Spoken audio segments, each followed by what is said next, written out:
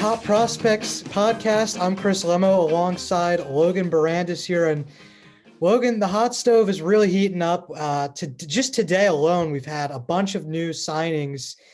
So I guess we'll start first here with the JT Realmuto signing. This one, for me personally, as a Phillies fan, it means a lot. And it was rumored really kind of all off season after we had the Mets signing James McCann. That was sort of the precursor that took one of the big teams out of the running.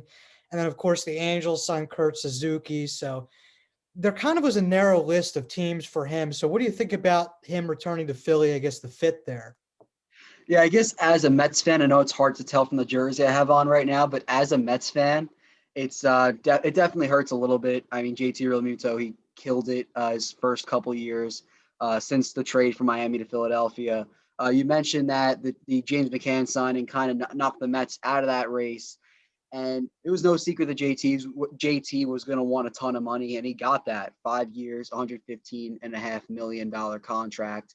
And the race was kind of small. And I think it was really just the Mets who were knocked out of it, the Phillies who ended up getting him, and then maybe every team in the NL East with the Braves, Marlins, and Nationals. I think they were all kind of rumored to be in it at some point. And then there was really a lot of questions around who else really wanted JT Realmuto.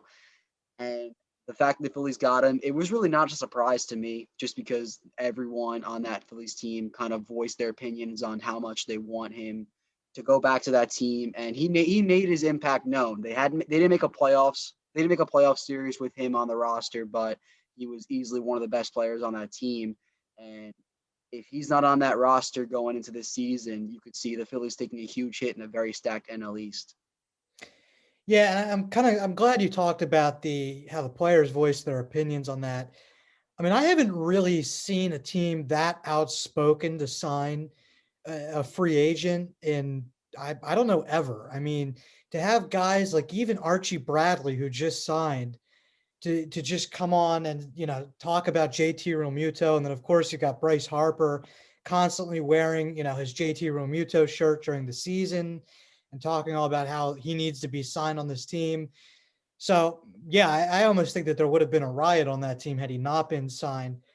But in JT Realmuto's camp, I mean, yes, he did set, I believe, the record contract there for the catcher position. But I mean, they were targeting. I mean, he wanted to get 200 million originally, and I think not to credit Matt Klentak because I don't know that he really saw a pandemic happening, but if they signed him before all of this went down, they probably pay a premium price for him in terms of over $200 million and maybe 7 years. And for a catcher to sign him, that long, I think that they wouldn't have wanted that. And that high of an AAV, could have taken them out of the running for some other players. So the Phillies definitely got a little bit lucky here to kind of just have a one-man race for JT Realmuto. But I guess switching gears now to the Mets, I did like their James McCann signing there. What do you think about how he fits in the lineup?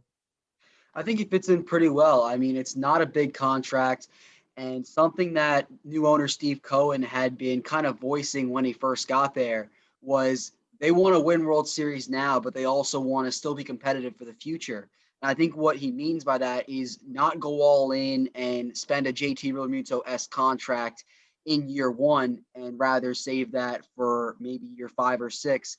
But James McCann, I think he was clearly the second best catcher on the market, right behind JT Realmuto, and he's still a very reliable player. He kind of switched off with Yasmani Grandal. He wasn't even the best catcher in his own team, but he still got the starting spot since there was a DH in the AL, and he played pretty well. He was an All-Star a couple of years back, so I think it's always an upgrade for the Mets that they got a catcher.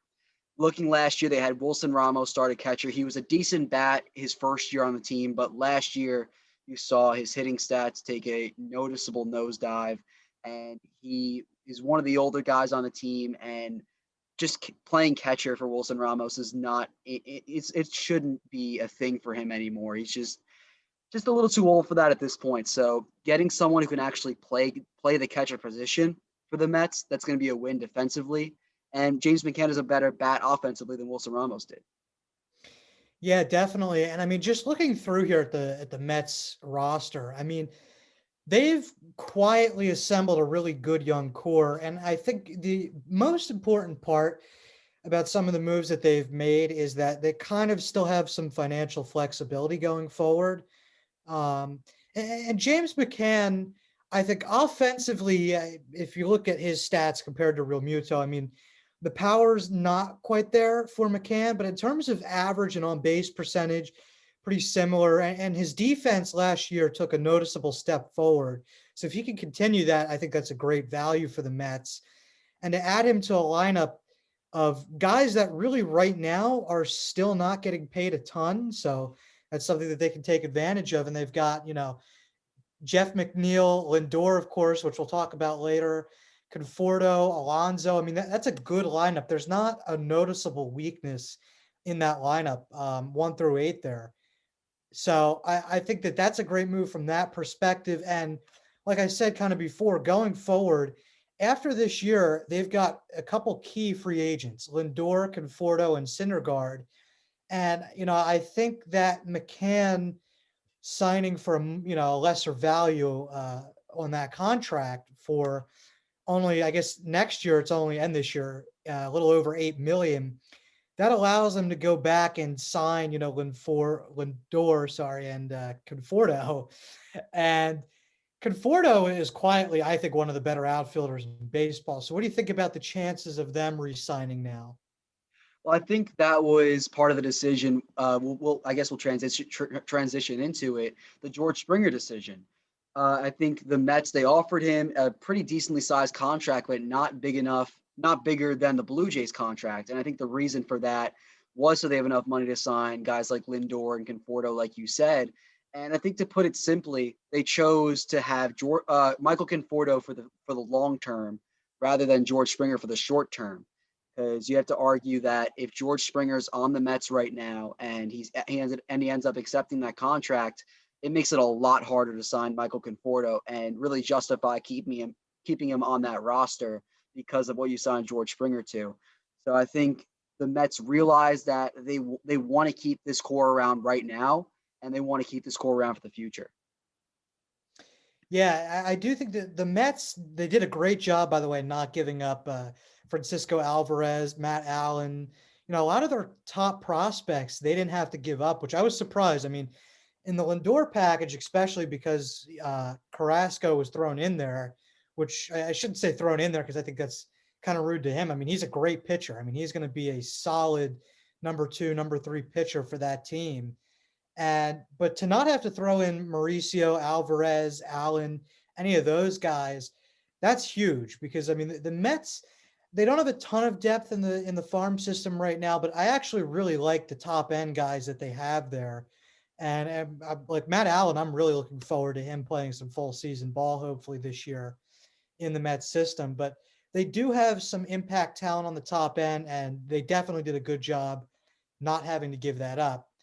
And kind of like I said about, the meat of that lineup, the NL East as a whole is just a really tough division in terms of everybody has a good lineup 1 through 8. I mean, the Phillies now have Harper, Real Muto, Bohm, of course, had a breakout rookie year, and Hoskins is their kind of core 4. And then the Nationals, of course, have Juan Soto, who, in my opinion, is one of the top 5 young, best players in the league right now. So for the Mets to kind of establish that going forward with Lindor and what I think they'll keep in Conforto is huge. Um, well, go ahead if you want to No, kind of talk about that. no, I think just agreeing with your point about the NL East, it's still a really tough division. And even though the Phillies made probably the biggest move of the day in re-signing JT Realmuto, you could still make the argument that they're a fourth place team still in that division, with pretty much every team in that division saying that they have a playoff argument, including the Marlins now, which is something that they didn't have going into last season. So it's definitely going to be a really exciting race there. And going back to the Mets a little bit with that farm system they have, it's one of the weaker ones in all of baseball, but the top 6 guys. I think Sandy Alderson said at the start of the offseason, at the start of the offseason, that in any trades, the Mets were going to plan on keeping them. And they did a great job maintaining that, at least the top end of that farm system as they try and build for now. Yeah, for sure. And kind of what you were talking about with the top five NL East teams. I mean, I guess the Marlins haven't really added a ton this offseason. So they're kind of a question mark to me. I know their young pitching is very good. Their lineup will kind of depend on a lot of the growth of their young prospects.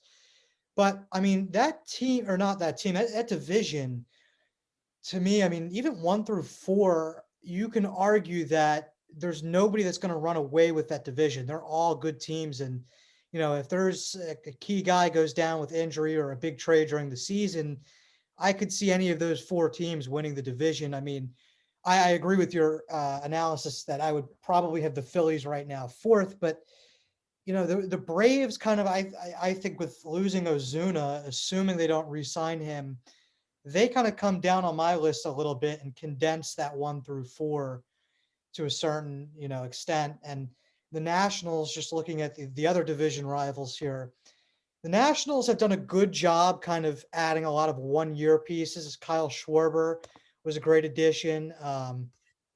But to me, that's still a team that's kind of fighting, age limits right now. In that, yes, Soto and Trey Turner are great, but the problem is, they've got Scherzer on the last year of his contract. Will he be able to maintain it at an elite level? Strasburg is really injury prone. Will he be able to stay healthy? So to me, they're another one of those teams that they have great upside, but they also have a lot of question marks. Yeah, the Nationals are another big question mark, probably the biggest in that entire division, where you mentioned it, 1-year guys. They got Kyle Schwarber. They made probably one of the earliest trades in the offseason where they got Josh Bell, kind of flew under everyone's radar. He's on the team now. They signed Brad Hand when it looked like all signs are pointing that the Mets were going to get Brad Hand. So there's a lot of question marks about mainly the rotation, with Max Scherzer having a down year for his standards. You saw Steven Strasburg have a down year. He was hurt part of the year. The bullpen's a big question mark, and the lineup is kind of boom or bust in terms of power. The 2 guys we mentioned, Kyle Schwarber, Josh Bell, both known for their home run abilities. So we'll see what happens there with the Nationals, but they're coming off a year where they tied with the Mets for last in the division. So, and that's right after winning a World Series championship. So we'll see what they have in store. Yeah, I think talking about that Josh Bell trade, it is interesting because to me, Josh Bell, he had that one big half. Really, I don't even know if it was a complete half in 2019, and he kind of exploded onto the scene, and everybody thought, oh man, he's finally going to give Pittsburgh kind of a star. Not that they really had anything around him at the time, but and then after that, the second half of 2019, he was quiet. Last year, he was quiet. I mean, he hit 226 with 8 homers. So again, he like you said is a boomer bust guy. And outside of Turner and Soto, they don't have a lot of complete guys that can give you night in and night out what that lineup needs. Bell and Schwarber, boomer bust. Starlin Castro, I actually like him. He's a good hit for average guy. Victor Robles might be an unpopular opinion for me, but on the offensive side of the ball, he has not. He's been kind of streaky hitting the ball, and to me, he hasn't established himself as the kind of threat at the plate that I thought he would. Same with Carter Keyboom. So, yeah, they're definitely going to be one of those teams with a lot of question marks. And kind of wrapping up the Nationals there with the Brad Hand signing. Obviously his stats have been great. His underlying numbers in terms of the velocity with his fastball, he's really declined his fastball over the last couple of seasons, and I kind of wonder how much of a hit that's going to be able to take before his ERA and some of those more, blatant numbers show it. Of course, for now, I think it's a great addition for them, but if he regressed, that wouldn't shock me in the slightest. So I guess turning over now, I guess you kind of talked a little bit about it. The George Springer signing. Toronto has made some big moves. So staying in the East, what do you think about that team? Yeah, Toronto's a team that kind of surprised me in the offseason in terms of they've been on pretty much every single free agent so far this offseason. They got George Springer. They were in on Michael Brantley for 2 seconds. They were in on DJ LeMahieu. They've been in on a lot of these key offensive bats in an effort to build on what was a playoff season for them. And they have a nice young core with Vlad, Bo Bichette, Kevon Biggio, guys that they can build around for the future and also compete right now. And I think I think last season kind of showed that they're ready to make that kind of push right now in the AL East. And I think the George Springer signing kind of justifies it. It's a nice veteran bat, gives them a good veteran leadership in center field. They had Jonathan VR last year at center field when they traded for him. So this is a huge upgrade at that position. My question is going to be for the long term, whether or not this signing works out. Excuse me. I think it'll be good for the first couple of years. It's a 5-year contract. Maybe for the first 2 or 3 seasons, George Springer can put up above average to average seasons. But then when he's in his mid to late 30s and he's at center field, which requires a lot more mobility, how will he stand up with the young core coming up, and will he be able to withstand his age? Will he be able to regress but still also be a reliable bat? He showed last year in Houston that without the cheating going on, he was still a pretty reliable hitter. So we'll see what happens there with George Springer. But for right now, I like the move for Toronto. Yeah, I like the move for Toronto too. And I think honestly last year was kind of another one of those teams like the Marlins that their young guys broke out. Um, Kevon Biggio had a good power year at least.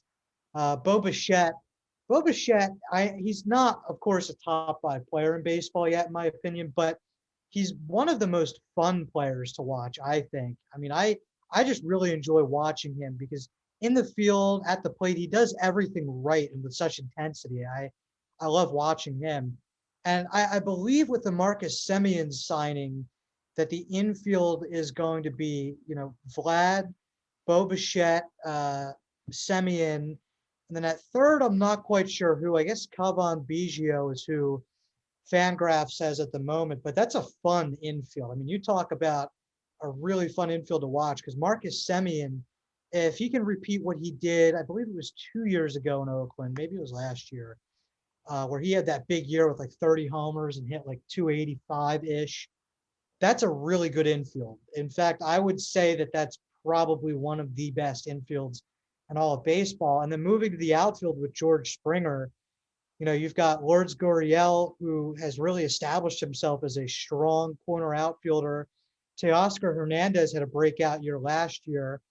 He had, I believe, how many home runs? Yeah, he had 16 home runs in like 45 games, and he's a good power threat. And of course, adding George Springer to that.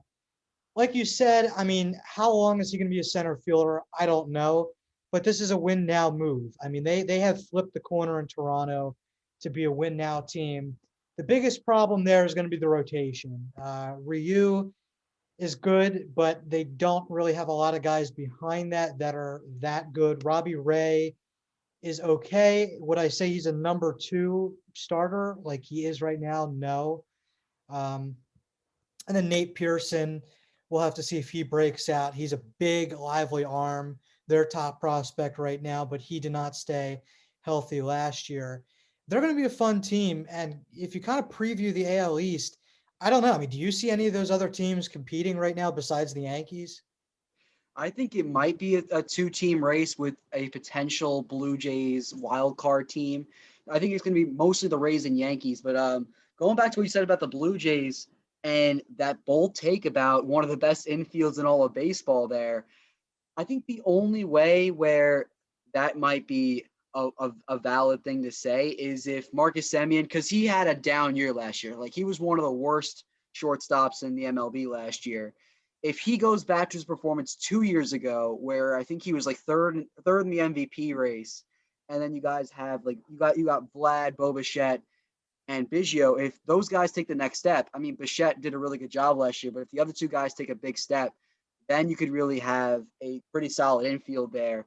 And that'll be a young, flashy team to watch. And Nate Pearson could be a guy to look out for in the rotation, as they do have Ryu, who finished in the top 3 in the Cy Young voting. Robbie Ray is a big question mark as well. but if Nate Pearson breaks out, that team could be scary. And then looking at the AL East in its entirety, it's really just a two-team race at the top between the Rays and the Yankees still, in my opinion. The Yankees, they got DJ LeMahieu back. That was a big signing for them. And the Rays have made some moves of their own. They got rid of Blake Snell. They kind of made some moves after making a World Series. So that AL East could be a very exciting division, one of the most exciting races in the MLB this year. Yeah, I'm a little now. I shouldn't underestimate the Rays because the Rays, for all of the cost cutting they do in that front office, which, in my opinion, I mean, look at the Blake Snell trade was a pure cost cutting, I think, trade because you can't really. I don't know why they would make an effort to do that when the team was clearly in win now mode. I mean, they saw his contract getting more expensive and having to re-sign him, and they said, well, we don't. They refused to spend money, so they shipped him out to San Diego. They've made some moves, the Rays, in trading Blake Snell, and of course, some of these other moves. I don't know how much I like that team going forward. I mean, Tyler Glass now to lead off the rotation, he has electric stuff. And in the regular season, he's been good, but has been rocked in the postseason. After that, their pitching staff, and I know that they don't go off of their starters; they do the opener. Their bullpen is still good, but their starting staff is not great. Their offense, to me, still is not nearly good enough to compete with the Yankees outside of Brandon Lau and Randy Arozarena. So I have them. Yes, I have them in the top of that division, but I have kind of the Yankees and then a bigger gap, and then them kind of closer to the Blue Jays. They're kind of fighting for a wild card spot. They to me have taken a step back, and in terms of all the guys that they lost there, and they're going to have to count on some of their prospects going forward taking big steps, like Wander Franco, and of course, I mean he's the best prospect in all of baseball right now, so he very well may come in and break out and kind of help carry that team. But for now, I'm a little bit more lukewarm on the Rays, I would think. Yeah, I think the only reason why I have the Rays still in that two-team race, and you kind of alluded to it before, it's just they have a way of developing pitchers, which is unlike any other team in all of baseball. I mean, yeah, Blake Snell left and he won a Cy Young a couple years ago, but they do rely on the opener. And we kind of saw something in the playoffs with their offense where if we can get a full season of Randy Arozarena, that's still up in the air with the legal issues he's dealing with. But he provided a huge spark for that Rays offense, and it was a team that really needed a spark there. But we'll see in this full season if that 60-game season was meant for the Rays bullpen. But I think you can never really count out the way the Rays kind of like to manage their roster, especially their pitching staff. And it'd be fun to see how the Rays and really Kevin Cash manages this situation. And this might be a really bad comparison to make, but the last time the Rays traded one of their big starters, they got better. They traded away Chris Archer a couple of years ago to Pittsburgh, and he wasn't nearly as good as Blake Snell. I'm not comparing Blake Snell to Chris Archer, but at the time he was their number one starter, and he was being treated like it there. But he got traded for pretty good prospects. I know the Blake Snell trade, the amount of prospects or the value of prospects that the Rays got kind of up in the air. But the last time they traded a big time pitcher, they got way better. We'll see what happens this time. Yeah, and they did get some good pitching back. They got Luis Patino, who was one of the best pitching prospects in baseball, and they still have Brendan McKay, who's a good lefty. I believe another one of their top prospects there. So they do have a lot of young arms, and they're clearly very good at developing young arms. So I definitely wouldn't count them out. I think they're a little bit more of a question mark. And elsewhere in the AL East, I mean, I know the Red Sox are kind of, I guess, retooling. I'm not really sure what you would call what they're doing up in Boston right now. I don't see them being any better than fourth, to be quite honest. That team, I mean, Devers is good, and I know Xander Bogaerts is good, but other than that, I don't really like that team a lot. The Orioles hold a special place in my heart. They've always been my second team. someday, 2028 World Series champs, maybe, but we'll head over to the NL Central now and sort of break down the hot stove there. Not much going on in what I think is the worst division in baseball going forward. The Pirates have had a little bit of a fire sale, and the Cubs, man, I mean, the Cubs are a wild study of how quickly a team has gone from the next dynasty in baseball to fire sale. I mean, it is insane what has happened in Chicago. Yeah, and I think it all started when they traded away Yu Darvish, and it's tough to see this Cubs team that a couple of years ago they were World Series champions in one of the best Game Sevens in MLB history. But yeah, you kind of mentioned it. The fall of the Chicago Cubs, one of the most insane stories in MLB history, and I feel like in a couple decades from now, we'll be taking a look at the Aroldis Chapman trade and how that kind of destroyed the Chicago Cubs and they won them a World Series, but it cost them a dynasty. But the Yu Darvish trade kind of showed everyone that the Cubs they're finally selling after years of competing, and they didn't really get a lot back for Yu Darvish as they sent him to the San Diego Padres, the same team that got Blake Snell. They got a couple prospects there, but it was understandable they didn't get a lot for Yu Darvish. He did finish second in the Cy Young voting last year, but he's in his mid 30s at this point. He was coming off a Cy Young year, but the year before that, he was he was pretty bad. But I think in the most part of the Cubs contract before that Cy Young year, he was pretty bad. So it's understandable that the Cubs didn't get a lot for Yu Darvish. And then there's all these Chris Bryant rumors going out there. There's been Chris Bryant to the Mets rumors, maybe even Chris Bryant to the Blue Jays now. I think Chris Bryant has now been one of the more talked about trade acquisitions in all of baseball right now. Yeah, I mean, he's had rumors going back for years. I mean, I've even heard back when the Phillies had Bryce Harper and well, they still have. But he's good friends with Chris Bryant, and there's of course been talk about Chris Bryant wanting out in Chicago, and maybe Bryce Harper would reach out to him. But all that being said, I mean the collapse is pretty amazing, and a lot of that is because they haven't developed the pitching like they need to. They actually had okay pitching last year with Kyle Hendricks and Yu Darvish. Not a lot of depth, and the bullpen wasn't great, but they had some good starters there.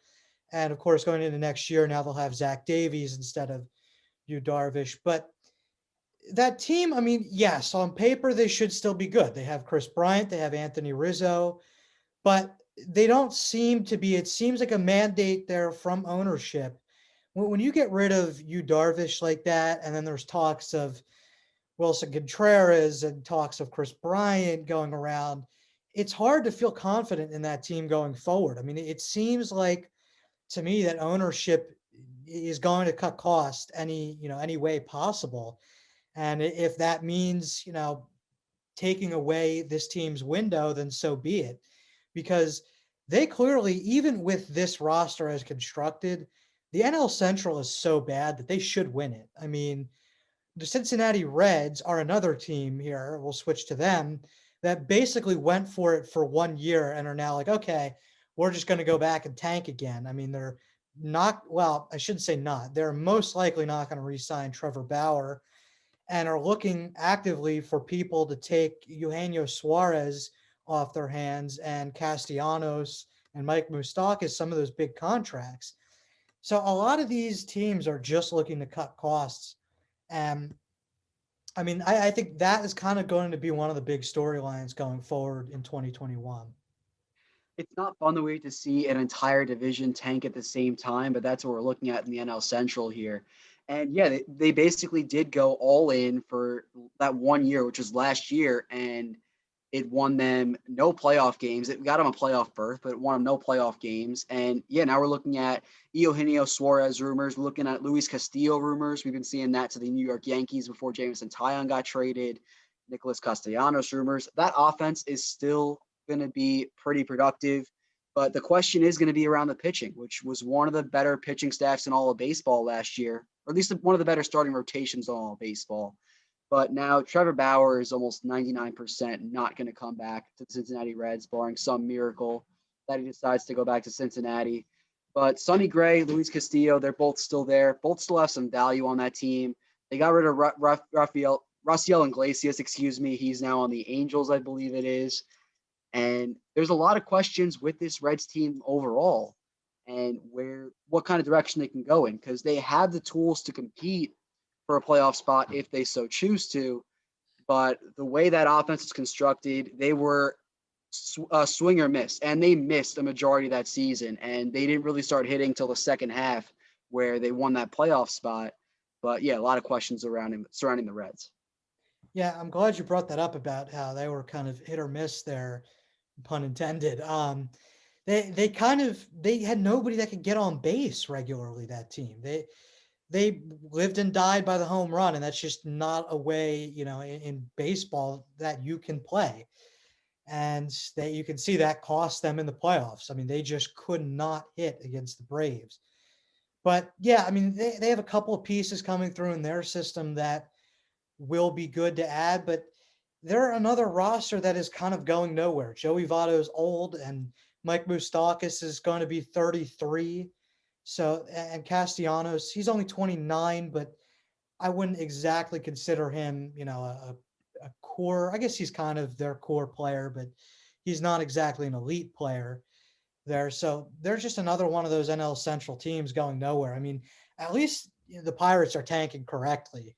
I mean, whether that'll get them anywhere, ask me again in 5, 10 years, but at least they're tanking correctly. So then heading out west now to San Diego, they were the big story early in the offseason. Do you think their additions can overtake LA? I don't think so just yet. I mean, they matched up against them in the second round last year, lost to them, but I still think there might be some questions around that new pitching staff. Blake Snell, I think he'll fit into the NL pretty seamlessly. I think Yu Darvish is a pretty big question mark. I mentioned his age before, and that 1 year in Chicago, that was kind of a breakout year, and it was in a shortened season. There's not really that much you can gauge off that shortened season and choose it to judge into next year. It doesn't matter that he got second in the Cy Young. And then they got Joe Musgrove as well. That was another trade with the Pirates, and he's never really been a top three starter. He's been that for certain stretches and certain seasons, but he's never finished a season and really been a all-star level starter. He's been a solid guy. He's had some pretty solid seasons, but he's never been an elite starter, a starter that you can trust out there in a playoff game. They still have Chris Paddock, who's got some question marks as well. But I think the major questions there are just the pitching staff. I think you know what you're going to get with that lineup, with Machado, with Tatis, with some of those guys on that lineup. I think the more of the questions are going to be on the pitching staff.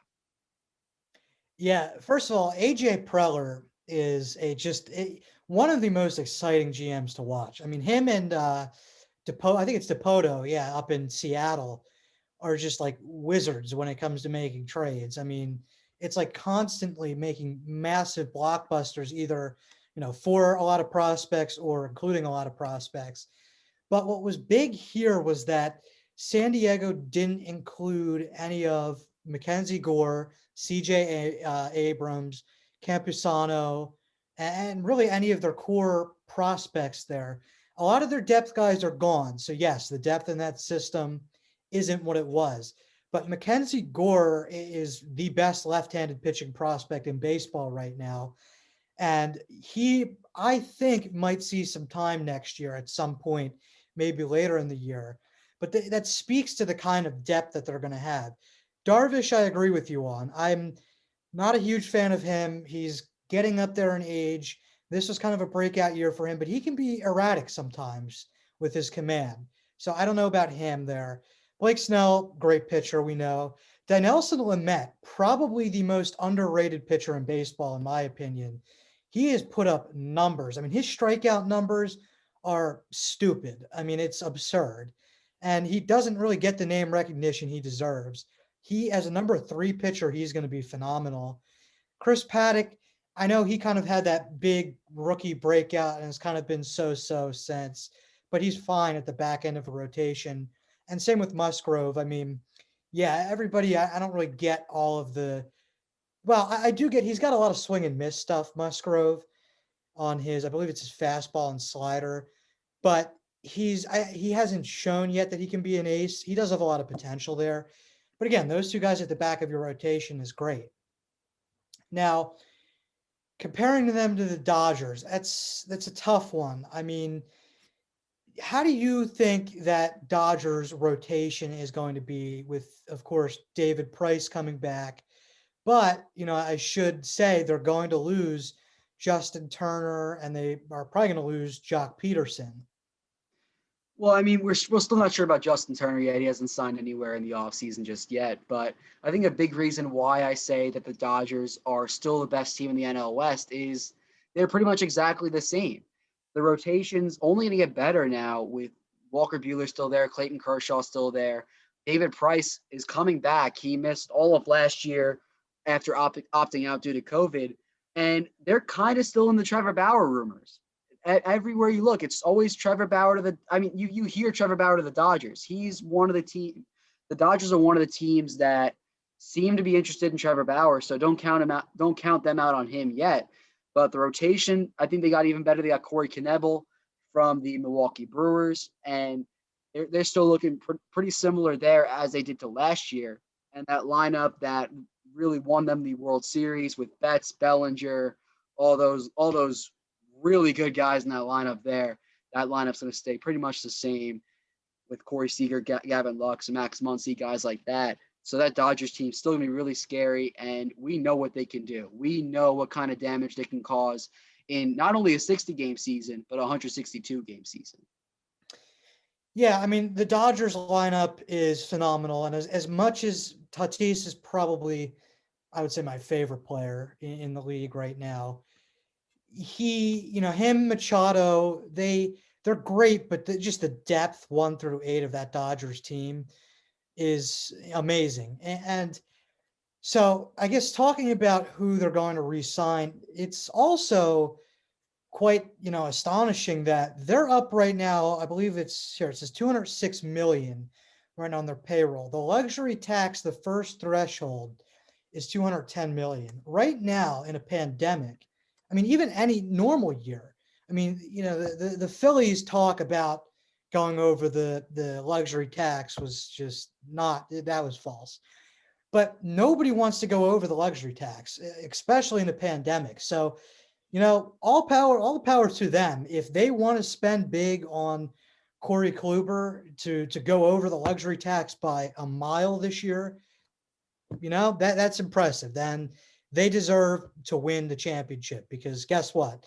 They spent the money, they put all the money into it instead of saving it like most of the owners in the league right now. That being said, they're not going to get all of them. I personally, I don't see Trevor Bauer signing there. And this will kind of translate next to or where we think the free agents will sign part of the segment. I don't see Trevor Bauer signing there. I do think Justin Turner might come back. If you look, their infield right now, I believe, starting wise, would have Chris Taylor. Like it's Chris Taylor and Edwin Rios in there. Although I'm assuming Fangraphs doesn't have Gavin Lux starting, and I think he'll start. But that being said, their one weakness might be on the infield. So that's why I see Justin Turner kind of coming back for, maybe a 2-3 year deal, something like that. What are your thoughts on that? Yeah, and I think there's no reason why Justin Turner wouldn't sign back unless there was some resentment from the players after what happened at the end of the season, right after they won the World Series, when Justin Turner got COVID and he was seen celebrating on the field with all those players. Maybe that kind of caused some resentment there. I don't know. Maybe that's just me kind of thinking why he hasn't signed yet. But I can't really think of anywhere else where he could go at this point in his career, asking for the kind of contract he's asking for and asking for a starting role at third base. I think the Dodgers are probably the team that could offer him that role. I think he's been there long enough. I think he wants to run it back with that team. I think it makes sense. And the Trevor Bauer stuff, it's just a rumor. They're just a team thrown out there because the Dodgers are just always thrown out there. I don't think he's going to go to the Dodgers, but You never know what Trevor Bauer or the Dodgers are thinking. Why not throw it out there? Yeah, I mean, it's like anybody to the Yankees. It's like, okay, can we stop with that now? But anyway, yeah, I mean, I think you start him at third, and then you put this is Chris Taylor at second. I would put Gavin Lux because again, he has a lot of upside, and he didn't really get to show it off, but all of his upside leads me to believe that he's going to be one of the better young second basemen in the league. And then Corey Seager at short, and then Max Muncy at first. So that's the way I see that infield shaking out. And so I think Jock Peterson walks, Justin Turner stays. One more thing I want to get to in the West is the Colorado Rockies, who are kind of incompetent right now in that they have Nolan Arenado and Trevor Story just kind of wasting away and nothing else is going on there. You got to think with Trevor Story about to hit free agency, why on earth would you not trade him? Because look, Colorado is not the market that's going to re-sign him. They don't have a lot of talent around him on that team. The owners just don't seem willing to fork over that kind of money, especially like they just did with Nolan Arenado. They're not going to do that, for another contract. So, where do you think? I guess my question here is landing spots for Trevor Story because I think he's going to get traded maybe before the season. We'll see. Where do you think he goes if he gets traded? Well, I think first of all, the thought of not trading Trevor Story, not that smart, especially after watching the Mets get Francisco Lindor from the Indians, and the Indians, they got a lot back for Francisco Lindor. They got shortstops that can help him win now, and they got a few prospects for the future as well. So I don't think that Trevor Story has more value than Francisco Lindor does, but I still think you can get a similar amount in return for Trevor Story. And in terms of teams that are interested, tough question here. And you have to really think about like who needs a shortstop? Who do you think Trevor Story would decide to resign with? Maybe the Nationals can jump out as a team if they're interested. Maybe move Trey Turner. Maybe move Trey Turner over. I don't know. I think that the Nationals were kind of the first team that kind of jumped out of my mind here. Possibly the Cardinals if they want to try and contend in that week NL Central, get Paul Goldschmidt another solid bat in that lineup. I think there's definitely some possibilities there uh, for you. I don't know. You know, this is my Phillies bias here. The Phillies looking, to sign a 1-year deal, and I guess this would be them getting him via free agency because what I think they're doing is they're looking for a 1-year free agent to play this year. And then next year's class, if Lindor doesn't resign, has Lindor, Correa, Story, and Seager. That might be one of the best short. Well, I don't know what other shortstop free agency class would have been better. I mean, so in my mind, that's what they're waiting on. They're going to look for a big shortstop. So maybe they decide, if they can't get Didi to come here on a 1-year deal, maybe they say, okay, let's give Trevor Story a trade and try and extend him. Other than the Phillies, let's see here. The NL East, I think the Nats are going to ride with Trey Turner. I'm a huge Trey Turner guy, as much as I dislike the Nationals. I could see, maybe a team like San Francisco or something going out there. San Francisco has been willing to actually spend on some bigger contracts during the rebuild, so they're kind of fascinating to me. Milwaukee, I don't think they'll give him the money. Atlanta, no, they have Dansby Swanson. Yeah, I mean, there's not a lot of teams that, in my mind, really need a shortstop right now. Maybe the LA Angels, honestly. I believe, who did they just sign? They just signed a shortstop out there. Oh, Rysel. No, not Rysel Iglesias. What was it? Jose Iglesias? I think that they just Yeah, lost Andrelton Simmons. They just lost Andrelton Simmons, so that could be an opening there. right. Potentially the Yankees. I mean, we talked about it before. You always mention the Yankees, Yeah.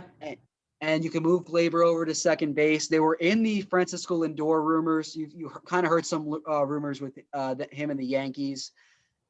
That could just be a rich get richer kind of situation. Yeah, I would say the Yankees are up there. I would say if the Angels are looking to finally free Mike Trout into a playoff spot, I mean that guy deserves it. They'll spend well on a short, but they honestly need pitching more. Again, they have a shortstop opening. Whether they spend, I'm not sure. The Phillies have a shortstop opening. We'll have to see. But getting to kind of a little bit more Phillies Yankees related, and that's Didi Gregorius. He is now kind of the last shortstop going here because today, just before this podcast, we have seen a huge run on shortstops. Hopefully, I haven't even checked Twitter here. Hopefully, he's still available. But assuming he is right now at the time of this recording, where do you think he goes? My personal thinking is he gets a 1 year, 15, 16 million deal from the Phillies, although they may even overpay more because I think they're desperate at this point. Where do you see him kind of fitting in? Yeah, I think desperation may kick in for the Phillies here. I mean, I know you and I were talking about it before the podcast. You really thought that Andrelton Simmons would end up going to Philadelphia, and I think it would have made perfect sense there. But he ends up going to Minnesota, and I think that just adds some kind of familiarity. If he goes back to Philadelphia, I think there wouldn't really be a potential spot open if he goes to the Yankees. I think the only team that really makes sense right now is the Phillies, and maybe he knows that, and that would kind of force the Phillies to overpay for him a little bit. So I think he will end up going to Philadelphia there, but really anything's possible. Yeah, I mean, you look at the shortstops that have signed. I mean, the only, I believe, Hanser Alberto, this is VR. Although I thought, no, I guess VR hasn't gotten signed. And Didi, because Tim Beckham has been signed, although that was a minor league signing. Let's see who else. Freddie Galvis, that was another one the Phillies were rumored on. He was an ex-Philly. To me, he doesn't have the upside of Didi, and his glove is really his calling card, and even that regressed last year. Andrelton Simmons, though, getting the 1 year, 10.5 million, and then Marcus Semien getting the 1 year, 18 million. I think Didi gets somewhere between the two. And I'll tell you, if you have all of those shortstops next year, and Lindor doesn't get re-signed, although I think he will with the Mets, that's going to be an insane shortstop class, like I talked about for next year. So Didi may say, look, I don't want to be in next year's free agency class because I'm not going to get this kind of money. So he may hold out for a multi-year deal. I don't know who would give him that, though. Looking at the potential suitors, I mean, the Phillies are the most obvious, but I could see another team swooping in there for him. I kind of continue to throw out the Giants just because they're one of those teams that constantly signs, guys like Didi Gregorius or players that aren't exactly elite, but are in that really good to pretty good category that are just kind of out of nowhere that they sign them. So I could see them signing him, but he's definitely, in my opinion, one of the best free agents left on the market. But of course, this will lead me to another question. Where do you think the big kahuna goes, Trevor Bauer? He's definitely been the big kahuna all off season, just kind of keeping us updated with his free agency updates. And now that he's the pretty much the last big fish remaining, it's kind of narrowed down between two main suitors in my mind, and that's the Mets and the Angels. The Mets have kind of been rumored to Trevor Bauer all off season. He loves Steve Cohen and what he's done. He's kind of raved about that all off season. If you watch his YouTube videos about that, he loves the Francisco Lindor trade. He loves what Steve Cohen's done. He loves like everything he represents, going on Twitter and talking to fans. I think he just loves what Steve Cohen's been doing. But I think the Mets have kind of been under a little bit of bad publicity with the whole Jared Porter situation. Didn't really touch on it. We didn't really touch on it this episode, but the whole Jared Porter situation and not getting George Springer, not getting Brad Hand. The Mets, they're going to have the money to sign Trevor Bauer. I think what they've been rumored to have offered him was a pretty front-loaded contract, a 3-year contract, where he gets the most money in the first year, and then he's a player option, and then he's a player option for the next 2 years. That's what I've seen being thrown out to Trevor Bauer. And then with the Angels, they're pretty much rumored to get every top tier starting pitcher on the market. In like the last decade, they've been rumored for this. They were rumored to get Garrett Cole. I thought Garrett Cole would go to the Angels last off season, but they ended up signing Anthony Rendon instead. Garrett Cole went to the Yankees, but the Angels have always been known as the big spenders of the off season. Got Albert Pujols, Josh Hamilton, just to name a few in the past couple of years. And I think Trevor Bauer could add on to that list, but the chances of competing for a World Series on the Angels, so less of a chance than the Mets. And there are some wild cards in there for sure. Trevor Bauer is just a wild card of a guy, so you could really throw it anywhere. Like I think we were talking about it before with the Dodgers, and really kind of some of those teams there. Uh, I think Trevor Bauer, if I had to pick right now, I think he would go with the Angels just because I think that they would be the most desperate to offer him the contract he's been looking for. But I wouldn't be surprised if he goes to the Mets. I was muted. I agree. The Angels to me are the most logical team. They signed Quintana to a 2-year, I believe, $20 million deal, and he'll be a good middle of the rotation pitcher, I think, for them. But they've got to continue building this rotation because Rendon and Trout, who are the core there, are not getting any younger. And, to me, Trout's going to be around 30, or well, yeah, I guess he will be turning 30, and Rendon will be turning 31. So it's now or never for this team. And Dylan Bundy had a really good breakthrough year last year. So if he could somehow keep that up, I mean, he was a legit number 2 starter last season. Granted, that was a shortened sample size.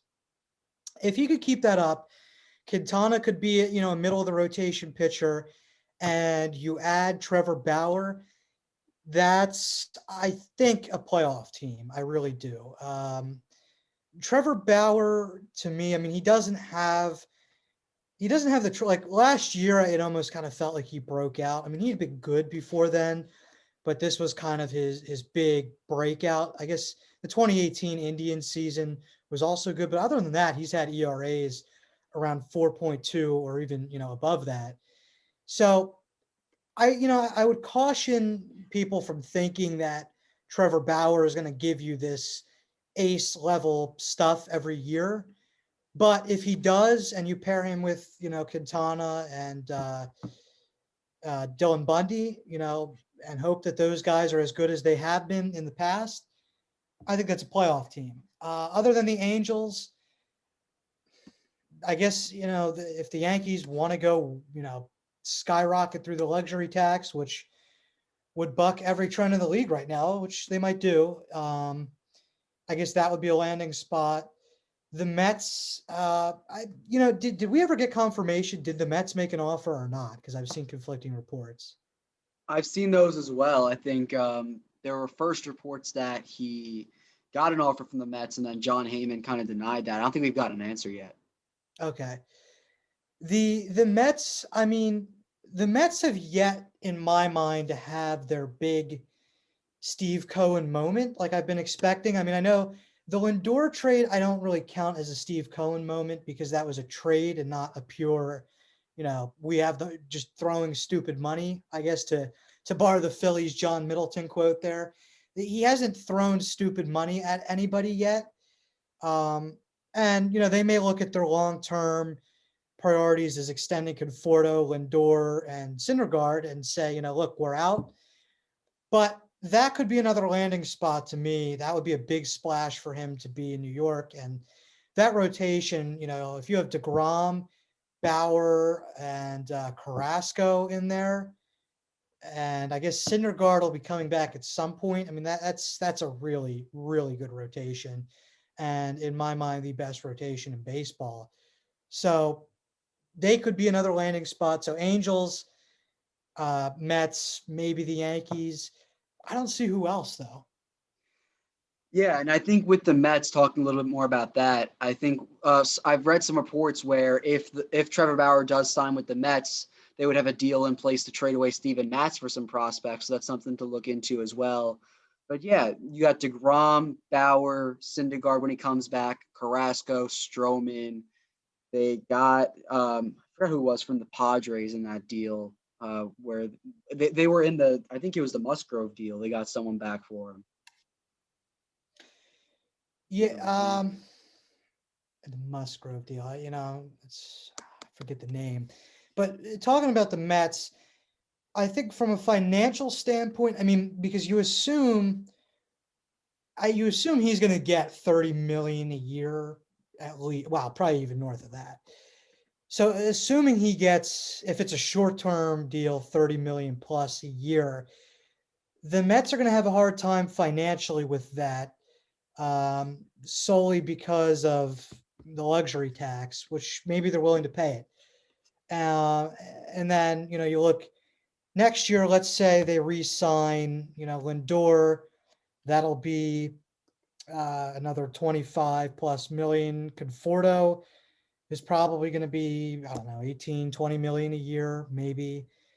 So, they do have some of those big long-term contracts to worry about, as do the Angels. So I think it's between those two teams, the Mets or Angels.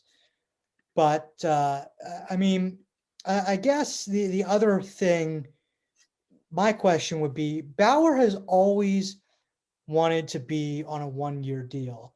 Do you think that this is the time he, breaks the bank and goes for a 5 or even just a 3, a multi-year deal?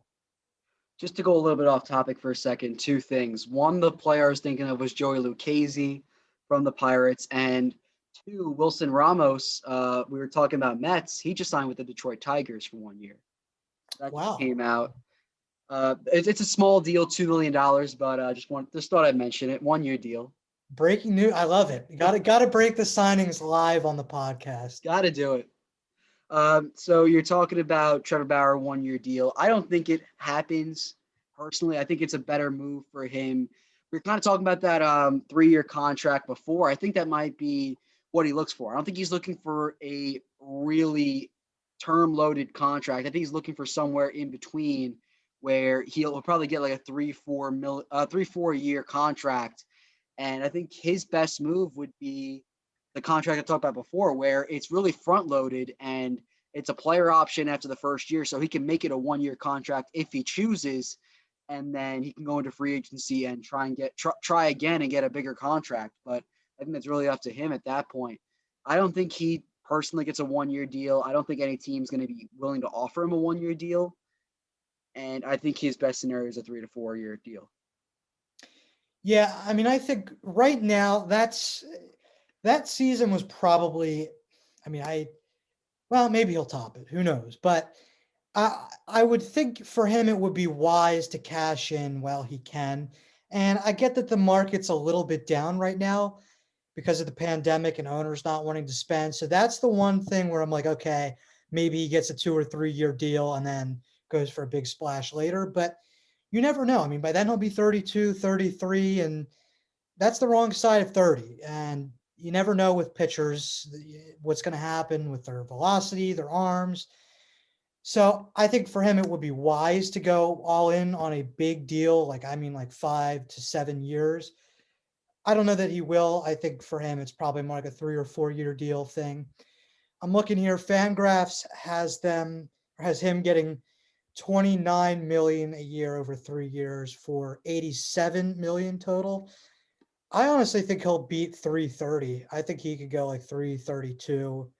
Um, I mean, he's going to set his asking price high. That's just who he is. I mean, you see it from his personality and the way he's kind of played these mind games, basically kind of, reaching out to all these other teams and saying, oh, maybe I should play for you during the postseason and all of his antics. So I think he'll go big and sign like a 4 year, $32 million deal, something like that.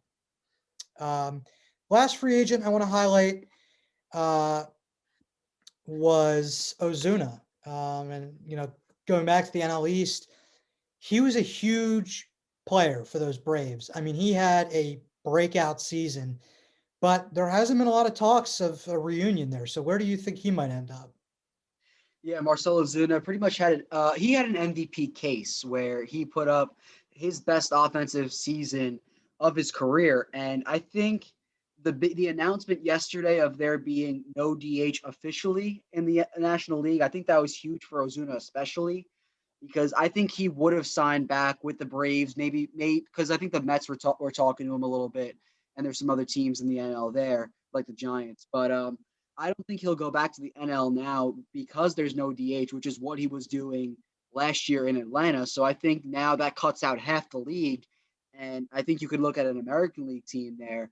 And I think I was thinking about this before, but the perfect fit for me, I think, would be the Twins. They had Nelson Cruz at that spot at DH last year, but he's also a free agent. They signed Simmons at shortstop. They didn't really get a whole lot of production from Donaldson.